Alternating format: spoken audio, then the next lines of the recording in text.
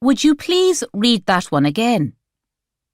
Siobhan O'Sullivan drummed her fingers on their farmhouse kitchen table, something MacDara had already somewhat politely asked her not to do. Her study-weary husband sighed. They had been at it all night. Morning had announced itself through the kitchen window, bold and uninvited, blinding them with a ray of sunshine. At least there was coffee, and MacDara had warmed blueberry scones in the oven. The rich smell of the heavenly concoctions filled their small kitchen and took the edge off the torture. Normally, Owen would have stepped in to make them brekkie, but he was ensconced with his restaurant opening. Anne was away at her first year at the University of Limerick.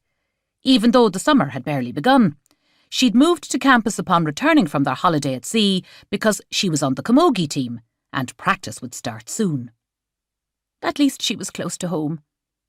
Grania and James, on the other hand, had stayed behind in Lahinch to renovate Grania's new inn, and Ciarán, who had just passed his leaving certificate, had concluded, against Siobhan's will, to take a gap year. It meant he was technically still living at home, but more often than not was out with friends or fellow musicians. She fully supported his fiddle playing, and he was fierce talented at that. But she was bracing nearly every day for him to announce that he was running away with the band. As usual, life was changing faster than Siobhan could keep up. And with all this chaos swirling around her, the task of passing her detective sergeant exams was daunting. Camped out next to her, a pile of textbooks teetered like the Leaning Tower of Pisa. Preparing for the exams from home had been challenging enough, but now there was commotion going on outside, and this went way beyond rattling wind and chirping birds. Chainsaws, drills, workmen barking orders.